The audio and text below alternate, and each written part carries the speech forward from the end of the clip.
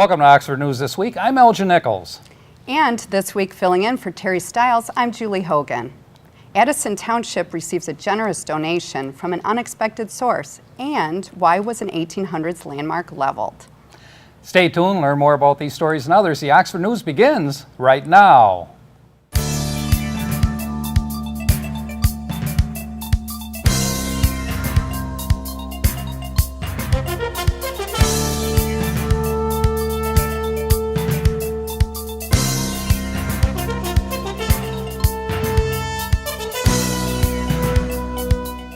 Sheriff's deputies responded to a call of attempted breaking and entering at a church on 1st Street in Oxford.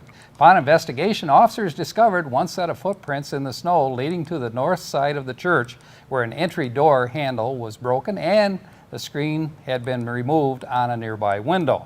When the vandal was unable to enter the building, the individual decided to turn on the outside water faucet. That action caused severe water damage to the church's basement. If you happen to see any suspicious activity in the area or have information who may have committed this act, police are asking that you call them. Oakland County deputies were sent to Crossroads for Youth, Northeast Drainer Road, Oxford, on a complaint from staff that a resident became angry, lost emotional and physical control. A student threw a chair at a window, breaking it. Officers were able to defuse the situation, and the student was detained for disciplinary action. Officers recently responded to a call from the Oxford High School. The bicycle planned to be used for the Wizard of Oz play was missing, and police viewed security video that showed two unidentified individuals entering the school. They were observed riding the bike in the school halls and dropping drywall screws on the floor and on classroom desk. The two then left the school with the bike in their possession. The case remains under investigation. Oxford Village Police were alerted to a possible drug deal going on at a downtown parking lot. A good description of the two men were given to police, but when officers arrived, the suspects were nowhere to be found. The store manager at a North Lapeer business called deputies that a suspended woman employee refused to leave the store. When officers arrived, the woman refused to answer any questions. The woman then was escorted to the outside of the store and told not to re-enter, otherwise she could be ticketed for trespassing. A few minutes later, she re-entered the store, at which time she was escorted to her car, given a ticket for trespassing, and advised not to go back into the store unless invited by the manager. The Oxford Public Library, 530 Pontiac Road, has joined with Hope Closet to enable young ladies of limited means to attend their high school prom and other dances in style. Through the end of March, you're asked to drop off formal dresses, shoes, purses, wraps, and jewelry. Sponsors of this great program are asking that you provide items only slightly used and clean.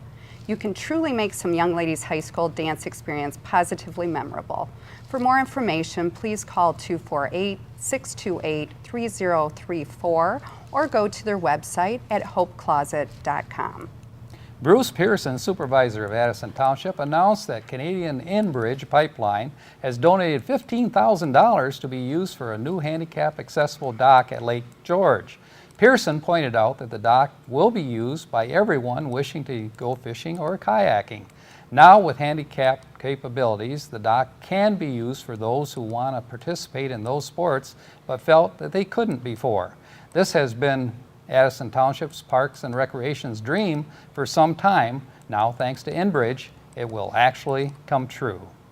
Renovation design drawings for Addison Township's new hall have finally been approved by the Township's Board of Trustees. Approved cost for the project is estimated to fall between $1.7 million and $1.8 million. The original maximum budget approved last year for the project was $2.3 million. Officials say construction will begin April or May of this year. A piece of Oxford history came crashing down to the ground as a 7,500 square foot building at the Dominican Center, West Drainer Road, was demolished. The home, thought to be built in the early 1800s, was home for the Dominican Sisters since 1948. The building housed classrooms for teaching catechism and housing of female students. It was torn down due to an expensive maintenance requirement and the heating expenses. The Dominican Sisters simply couldn't afford to keep the old building any longer. It's kind of tough to lose a landmark like that, huh? Yeah, I absolutely agree. It's, sign of the times. Time to out with the old and with the new. Those buildings are beautiful and interesting and have a lot of character, but they're a lot of upkeep, which is obviously the situation here. Well, it's the only thing I've seen that's probably older than me that was demolished. So, Well, I don't think you're quite that old, Elgin, but I think, you're Well- in good shape if you are, so. I would say that there's one other pet peeve I have, though, Okay. and that would be traffic downtown Oxford.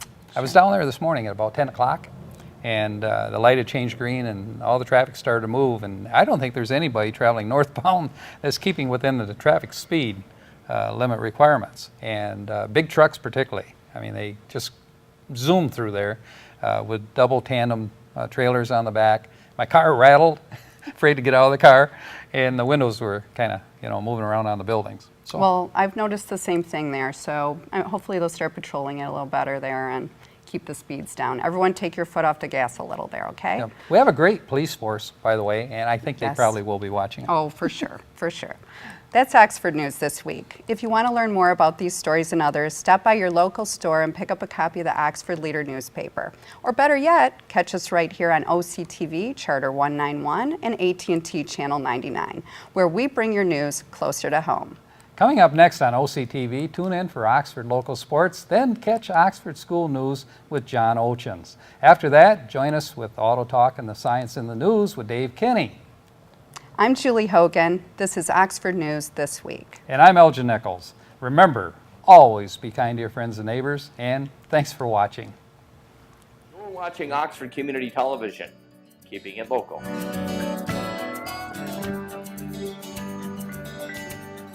I'm John Ochins, and welcome to the Oxford Wildcat School Update.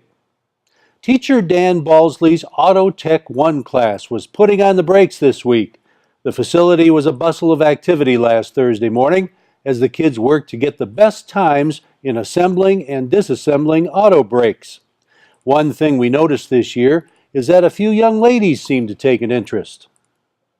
No, we have a couple of girls in the class, and they seem pretty interested and dedicated, and they are giving guys a run for their money. Hattie Cornell was one of the competitors. I want to learn how to work on cars. So do you find it's as fun as you thought it would be? Yeah. Is this a want to make about this someday? No, it's just good to know what to do. Learn cars. Good track engineering or something like that. Yeah. One of the things Balsley highlighted was the community support from local sponsors. First thing I want to do is, again, thank our sponsors for supporting this and making all these prizes possible. So the sponsors for this year's brake service competition were the Oxford Rotary Club, Oxford McDonald's, Steve's Oxford Automotive, and Wright Tool Company. Let's give them. When it finally came time to announce the winners, everyone gathered to pick up their prizes and their recognition. Third place is Group 12 with a time of 7:03. Josh Hall and Sam Urban. Congratulations. In second place with a time of 6.47 is Group 4 Wendell Moats and Ethan Humphrey. Good job. Good job. And in first place with a time of 4.14 is Group 6 Jake Taylor and Bailey Chernow. Their next big competition is AAA Ford. They've already taken the written test for qualification. The kids should find out more later this week. Some of our Special Olympians played some basketball this week. It was part of the annual PAWS competition. Teacher Katie Getz explains more. We've been doing a PAWS Assembly, which is our Special Olympics basketball team for the last 3 years. And they're all our special needs students that play statewide. They play several different teams, but because Lake Orion has a team also, we've teamed up with them. So we play one game in Oxford and one game at Lake Orion every year. And it's a school-wide assembly for both of us. And we do it to showcase the special needs students who don't get as much recognition as they should. They're a part of our school, they're a part of our team, and we'd like them to be as involved as everybody else is. So we felt that it was important to showcase these kids. This year we lost. We've won the last 2 years, so this year we lost, but it was a very close game. We lost by, I think, by 4 points. Oxford's first robotics team came back winners after the local Waterford first robotics competition March 6th and 7th. I spoke with team member Thomas Frank about what happened. The Torque team was on the winning alliance. Okay. And they also won chairman's. Wow. Was that chairman? Was that the top award? Yep. The chairman's is the most prestigious award that can be given in robotics. Uh-huh. It allows the team to go to the state competition with the robot to compete in every way. So that'll be the next move then to the state competition, huh? Yep. When is that? This victory guarantees Team Torque a place in the state competition later this spring. This was Charity Week over at the high school. Teacher Katie Getz is back to fill us in. Sure. This week we've been running Charity Week where the kids are raising money for 3 charities this year. We did Believe in Miracles, which is based out of Troy, and they help families with cancer. Our second one is the Michigan Humane Society, and the third charity is called the Angel Wings Fund, and it's based out of Mount Clemens, but our leadership teacher, Sally King, her good friend was diagnosed with breast cancer, and she was so worried about what was going to happen to her daughter in the future that she started this fund to help children with that lose a parent to cancer, and to help them with college scholarship funds. So what are they doing to raise money? They've picked like 6 or 7 different activities. So they've done Lunch with a Bay, which is a silent auction to have Vendettis come in and give us lunch with 12 different boys, freshmen through seniors. We did have an administrator carry your books for a day. So the administrator in the silent auction will have to carry a student's books all around school all day. The third one is Lunch with a Teacher, which is also from Vendetti's. Then we are doing a raffle where the kids can spin the wheel and win raffle tickets and place them into different buckets for Beats headphones, a Beats pill, which is like a Bluetooth speaker system, selfie sticks, gift cards, everything possible. Good job, guys. That's the Oxford School Update for this week. Dave Kenny is up next with Science in the News. Jamie Hughes follows with Wildcat Sports. This is Oxford Community Television, keeping it local. Welcome to Science in the News. I'm Dave Kenny, and these stories are taken from the publication New Scientist. In our first story, it takes just 2 minutes for panther chameleons to change color from demure green to flashy bright yellow or red, and experiments on their skin have now revealed how they do it. And it's in a way that no one expected. Scientists always assumed that chameleons change their appearance by making different colors flow through their skin, but the reptiles actually have a much smarter method. They rapidly rearrange tiny crystals in their skin so they can reflect different wavelengths of light. Essentially, the crystals act as a selective mirror, says Michelle Malinkovich of the University of Geneva in Switzerland, whose team made the discovery. Panther chameleons normally wear green as camouflage, but adult males rapidly change to yellow or red when approached by a rival or a prospective mate. They're either hiding or they're showing off, says Malinkovich. Malinkovich's team examined chameleon skin under the microscope and found that the cells contain crystals of guanine, one of the 4 DNA bases in highly regular grid-like arrangements.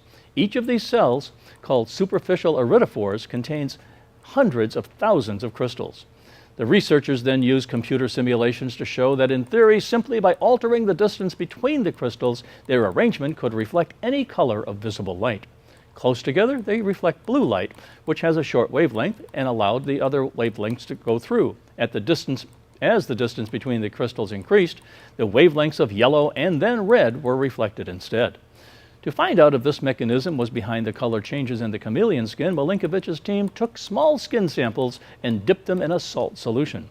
By varying the concentration, they could make the skin cells swell up or shrink, which in turn would either decrease or increase the distance between the guanine crystals. They found that the wavelength of light reflected changed in exactly the way they predicted by the simulations. The change of color in the simulation matched exactly the change in the color of real cells, says Milinkovic. So to our surprise, we found it's a completely different physical mechanism. The team also found that females and young chameleons, which are unable to change color, lack superficial iridophore cells. Next, Milinkovic aims to investigate how the animals actually trigger the color changes. He suspects it could be by making the cells swell up, as in the lab experiments with salt, or alternately, they may do it by physically pushing or pulling the skin cells to alter their size. Nice trick. And in space, it's a small world. NASA's Dawn spacecraft entered orbit around Ceres, a dwarf planet in the asteroid belt. The spacecraft was captured by the dwarf planet's gravity when it was around 61,000 kilometers away, but will continue to spiral closer over the next year and a half. It was not a direct flight. Dawn traveled via the asteroid Vesta, which it visited from 2011 to 2012, making it the first spacecraft to have called at two different worlds. Ceres and Vesta are the two most massive objects in the asteroid belt, and together represent a time capsule of data on how our solar system formed. Studying Ceres allows us to do historical research in space, opening a window into the earliest chapters in the history of our solar system, says Jim Green, director of NASA's Planetary Science Division in Washington, D.C. On its approach, Dawn spied two mysterious bright spots in one of Ceres' craters. Now that the spacecraft is in orbit, we can look forward to figuring out whether they are caused by ice, salts, or possibly plumes of water vapor. But the next images will not arrive for a few weeks. The spacecraft's trajectory means it's on Ceres' dark side until mid-April. We feel exhilarated, said Chris Russell, principal investigator of the Dawn mission at the University of California. We have much to do over the next year and a half, but we are now on station with ample reserves and a robust plan to obtain our science objectives, he says. And our next story, going to the movies, trying to lose weight, trying to shed the pounds? Well, think twice about that tearjerker. Moviegoers across 7 U.S. cities who watch sad films like Solaris ate an average of 55% more popcorn than those watching comedy My Big Fat Greek Wedding, say researchers from the Cornell University Food and Brand Lab. So go to the comedy. And in space again, in space no one can hear you, boom. A U.S. military satellite has exploded after 20 years in orbit. The DMSP F-13 satellite was launched in 1995 to gather weather data for the Air Force and Navy, but was no longer in full-time operation. Its power system overheated at some point in February, blowing it to smithereens, and no one heard it. Well, that's it for this edition of Science in the News. I'm Dave Kenny. Stay tuned to Oxford Community Television, and we'll be right back after this.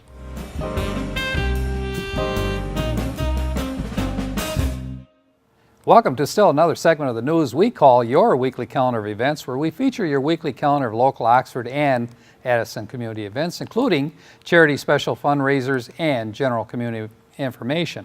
If you or your organization would like help to get your message out to the public, contact us for detailed information at our studio phone number at 248-628-9658 or go to our website at occtv.org. March 13th and 14th, Christ the King Church, 1550 West Drainer Road, Oxford, is offering a marriage seminar. Cost is only $50 per couple. The seminar will feature nationally known author and relationship expert Ted Cunningham, based on his latest book, Fun Loving You. For more information, call 248-628-0038. Applications are still available for Oxford High School juniors who want to spend some of their summer vacation exploring what it's like to be the public official who makes the laws and the police officers who enforce them.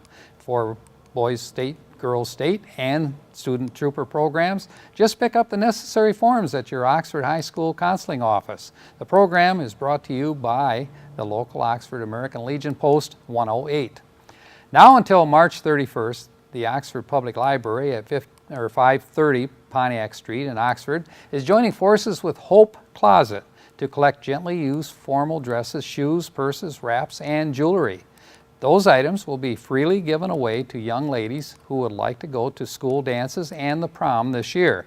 If not for your generosity, they wouldn't be able to afford to go. You help these great kids enjoy their high school social dreams, won't you? By calling 248-628-3034, or for more information, go to hopecloset.com on your computer. Adopt a pet. Pet Dog Adoption Day is held every second Saturday of every month from 11 a.m. to 3 p.m. at Pet Stuff Harvest Time in Oxford, corner of Drainer Road and M24. If you would like a loving furry little addition to your family, K9 Rescue may have just the little buddy for you. To check out the K9 Stray Rescue League's website and view pictures of pets for adoption, just go to www.dogsaver.org.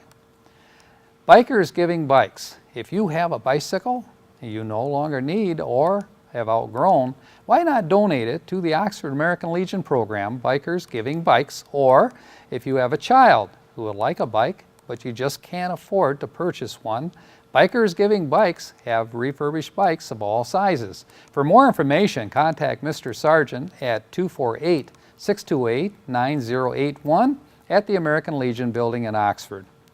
March 19th, Thursday, 7 p.m. at the Oxford Public Library, see Lisa Farland from the Oxford Canine Academy, who will talk about the importance of a well-trained dog.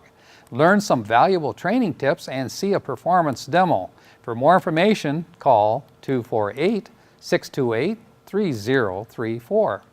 March 21st, 9 a.m. to 3 p.m., would you like to participate in a huge indoor garage sale?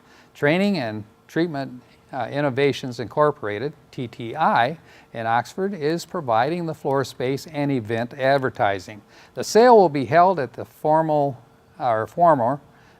Goodwill store located at 1500 South Lapeer Road in the Oxford Mills Plaza.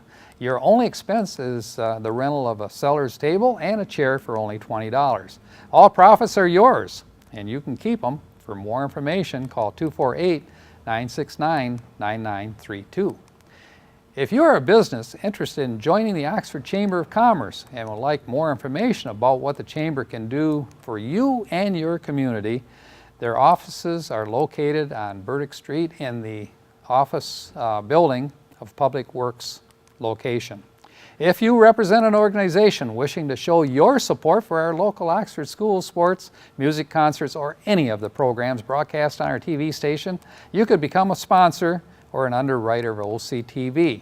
The promotional television spot would be created and recognition would be given to you by our sports announcers during the event. It's easy and it's quite inexpensive. For more information, contact our TV station manager, Bill Service, at 248-628-9658, or you can send a message of interest to Bill's mail address at manager@occtv.org. You're watching OCTV! Welcome to this edition of Auto Talk. I'm Dave Kenny, and these stories are taken from the publication Automotive News. In our first story, one of General Motors' vital cogs in the global market for small cars is getting a nip and tuck.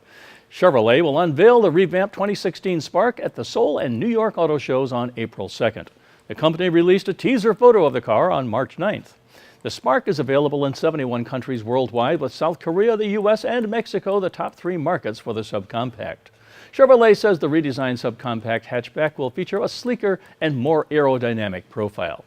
The hood appears to drop more than the current model, and the roof looks to be raised towards the back. The teaser photo features a more flowing and sporty design, and the refresh will reflect the changing taste of the global mini car market, according to Chevrolet. According to Chevrolet, the Spark has been attracting younger and first-time car buyers to the automakers. Some 26% of buyers are under 35. Pricing on the current Spark starts at $13,995, including shipping, so what will the new one be? According to Chevrolet, the company has sold more than 1.1 million Sparks worldwide since its release in 2009. While GM is pulling Chevrolet from Europe at the end of the year, the refreshed Spark will share DNA with its European cousin, the Opel Karl. The Karl uses GM's small car platform that will also underpin the redesigned Spark. A spokeswoman for Chevrolet said more details about the Spark will be announced when the car is revealed in New York. Can't wait. At Toyota, Toyota may have a $57,500 price tag on its Mirai fuel cell electric vehicle when it goes on sale late this year in the U.S., but it's pressing for a much lower future price. Katsuhiko Hirose, I hope I got his name right, project general manager for Toyota Motor Company's Fuel Cell Development Division, said Toyota wants fuel cell vehicles to be considered in the same competitive set as gasoline and diesel-powered vehicles. Specifically, he said, a hydrogen-powered EV should cost roughly the same as a modern diesel. Hirose was also on the Prius engineering team, and the transition time for broad market acceptance of fuel cells probably will be similar for that of hybrids, about 10 to 15 years. He noted that Toyota has made more than 7 million hybrids. Hirose also minimized the scant hydrogen refueling infrastructure as an obstacle to purchase. Because fuel cell-powered EVs have a range comparable to petroleum-powered cars, about 310 miles for the Mirai, they don't require as many stops to refuel as battery EVs with much lower range than do plug-in, he said. That will allow customers in areas with some pumps to use the cars in typical driving patterns. Toyota is pushing into fuel cells because it needs a fuel cell petroleum power source for the global vehicle as the vehicle count grows. With added sales in markets such as China and Brazil, the total number of cars could double within a decade, Hirose said. On the recall front, Fiat Chrysler Automobiles is facing a burgeoning recall problem with ignition switches that is similar to the problems faced last year by GM. Fiat Chrysler said March 6 that it's doing a second recall of 703,000 minivans and SUVs with a defective ignition switch that can rotate out of position. The action covers the 2008 to 2010 Dodge Grand Caravan, Chrysler Town & Country, and Dodge Journey, the U.S. National Highway Traffic Safety Administration said in a document posted on its website. The company previously tried to fix the switch defect, which can lead vehicles to stall, lose power, and disable their airbags in recalls announced in 2011 and 2014. Fiat Chrysler spokesman Eric Main said the latest campaign doesn't involve any vehicles that were previously covered by recalls. The company advised NHTSA that there's a new remedy and repairs have been accelerated, he said.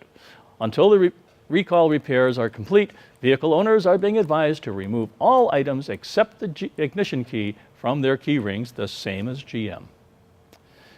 And at Nissan Motor Company expanded the North American recall of its top-selling Altima sedan to about 878,000 vehicles because a secondary hood latch may fail and cause the hood to fly up while the car is in motion, according to a company filing with the U.S. safety regulators. Nissan has not yet found the root cause of the problem or how to fix it and cannot definitely say whether the recall in North America will have to be expanded again.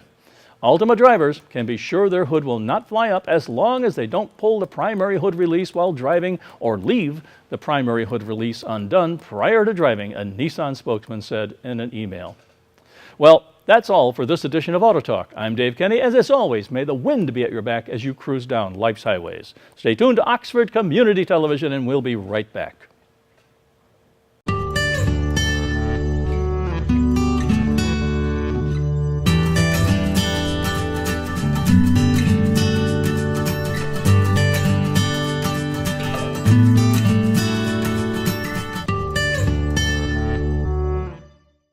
And welcome back to Oxford News this week, Oxford Sports, and I tell you what a year it's been, and we want to pass a winning salute on to the Lady Wildcats. After 15 years, the Nets finally came down again. The Oxford Wildcat girls basketball program with a 41-22 win over league rival Lake Orion that took place on February 26th. The Wildcats completed their perfect 10-0 OAA White League season and then finished 16-4 overall, while finishing on the regular season on an 11-game winning streak. Again, came against Lake Orion. The Wildcats were led by star forward Jessica Murphy, 25 points, 7 rebounds. Star guard Sherilyn Bannis contributed 7. The Wildcats earned this victory like so many others, with defense holding their opponent to single-digit scoring in all 4 quarters. With the regular season over, the team now looks to make an extended into the postseason. The Wildcats will face Stony Creek in district play on Wednesday, March 4th at Lake Orion High School. The game will be at 5:30 p.m. The Wildcats split with Stony Creek in preseason play, so they are certainly capable of advancing into the districts. On the other side of the bracket are 2 tough OAA Red opponents, Clarkston and Rochester Adams. Oxford played both in preseason and each in the game ending in defeat by the narrowest of margins Earlier in the week, the Lady Cats defeated West Bloomfield 36-16.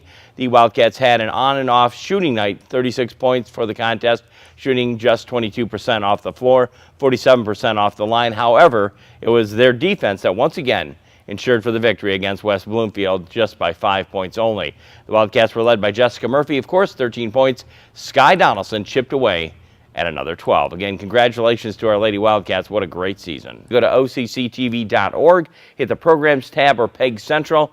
You can pick up any one of our programs, especially our sports. We hope you have a great week. Take care of yourselves and enjoy yourselves on St. Paddy's Day. Have a green beer for me. We'll see you next week on Oxford Sports.